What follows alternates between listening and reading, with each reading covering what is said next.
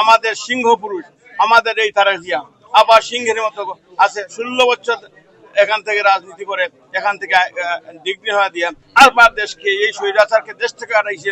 উনি আগামী 25 তারিখ আমরা শুনছি চলে যাচ্ছে। I have let me warn you from যুক্তরাজ্য বিএনপি। যুক্তরাজ্য do not underestimate.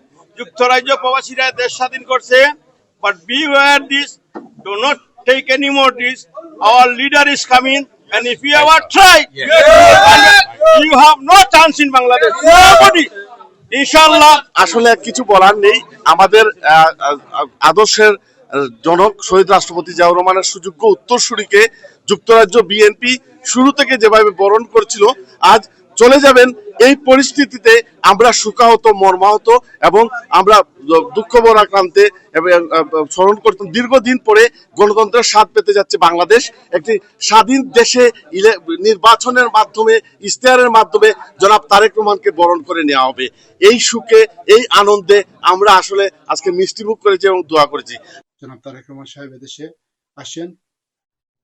দীর্ঘ 1.5 যুগ আমরা উনাকে মিটিংয়ে, মিছিলে, সভা সমাবেশে পেয়েছি। সাথে সাথে সামাজিক অনুষ্ঠান, বিয়ের অনুষ্ঠান, ঈদের জামাত একসাথে আমরা আদায় করেছি। উনি চলে যাবেন দেশের জন্য, জাতির জন্য, দলের জন্য।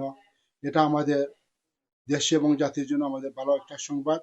সাথে সাথে উনি এখান থেকে চলে যাচ্ছেন, উনার যে চলে যাওয়াটা প্রস্থান, এটা মানে বিশ্বাসই করা যাচ্ছে না।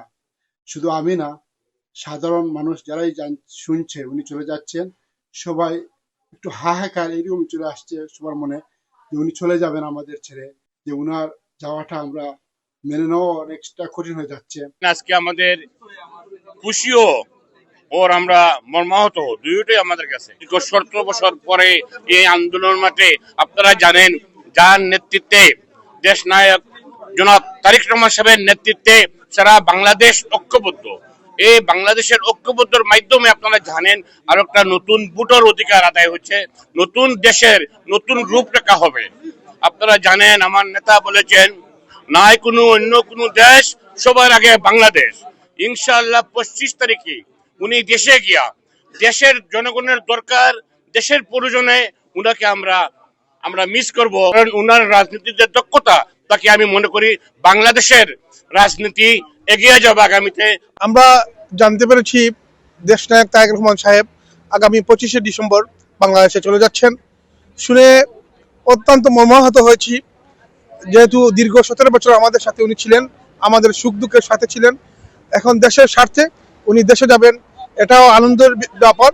এজন্য দেশনায়ক তারেক রহমান বাংলাদেশে গিয়ে বাংলাদেশের গণতন্ত্রের হাল ধরবেন, বাংলাদেশে ভোটারদের অধিকার ফিরিয়ে দিবেন, সেই আশা, সেই প্রত্যয় এবং ওনার সুস্বাস্থ্য আমি কামনা করছি। আমরা এখানে একাধারে মর্মাহত, একাধারে আনন্দিত, কারণ আজকে আমাদের প্রিয় নেতা, যিনি দীর্ঘ 18 বছর আমাদের মাঝে থেকে, এখান থেকে যুক্তরাজ্য থেকে বাংলাদেশ জাতীয়তাবাদী দল এবং এই ফ্যাসিস্ট সরকারের দলকে যেমন গঠন করেছেন, ঠিক তেমনি ভাবে ফ্যাসিস্টের পতন করে আজকে বিজয়ের মাসে তারেক রহমান বিজয়ের বেশে আবার ঢাকা বিজয়ের বেশে নামবেন এবং বিজয়ের মালা পরে ইনশাআল্লাহ আগামী দিনে বাংলাদেশের নেতৃত্ব দিবেন।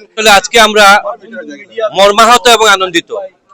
মর্মাহত আমরা কোন কারণে, আপনি জানেন আমাদের নেতা দেশনায়ক জনাব তারেক রহমান দীর্ঘ 18 বছরেই যুক্তরাজ্যে ছিলেন এবং আমাদের মতো সাধারণ নেতাকর্মী আমাদের নেতার সংস্পর্শে যেতে আমরা পেয়েছি, ওনার দুটো কথা শুনতে আমরা পেরেছি, ওনার নির্দেশনা আমরা পালন করতে পেরেছি। এটা যুক্তরাজ্য বিএনপির জন্য অনেক বড় পাওয়া। আজকে আমাদের লিডার বাংলাদেশে চলে যাচ্ছেন, এই দিনের অপেক্ষায় আমরা গত 18 বছর ধরে ছিলাম। সেই দিনটা চলে আসছে, উনি চলে যাবেন বাংলাদেশে। আমরা অত্যন্ত আনন্দিত, বাংলাদেশের মানুষ উদ্গ্রীব হয়ে রয়েছে। আমি মনে করি আগামী 25 তারিখ ঢাকার বাংলাদেশ হবে বিএনপির বাংলাদেশ, ঢাকার বাংলাদেশ হবে, ঢাকা হবে দেশনায়ক তারেক রহমানের ঢাকা। বাংলাদেশের প্রত্যন্ত অঞ্চল থেকে লক্ষ লক্ষ লোক ঢাকায় সমবেত হবে।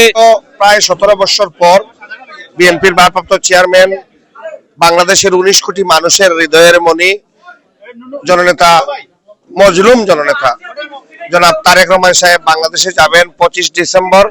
আমরা দোয়া করি উনার যাত্রা যেন ভালো হয়, উনি বাংলাদেশের মানুষের কাছে গিয়ে বাংলাদেশের 19 কোটি মানুষের ভোটের অধিকার যেন উনি প্রতিষ্ঠিত করতে পারেন, আমরা সেই দোয়া করি।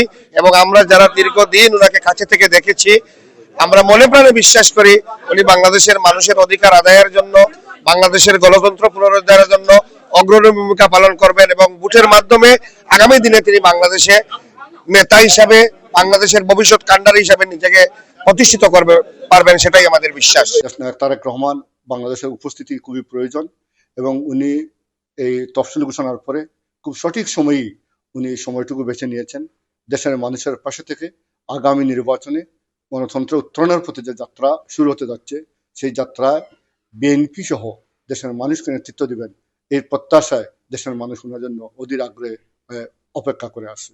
আমরা ওনার এই প্রত্যাবর্তন নিরাপদ এবং শুভ হোক এই কামনা করছি। যে লিডার চলে যাবেন এটা শুনলেই খুবই খারাপ লাগতেছে, কিন্তু উনি তো যেতেই হবে। আবার খুবই আনন্দের উনি গণতন্ত্র উদ্ধারের জন্য বাংলাদেশে যাবেন।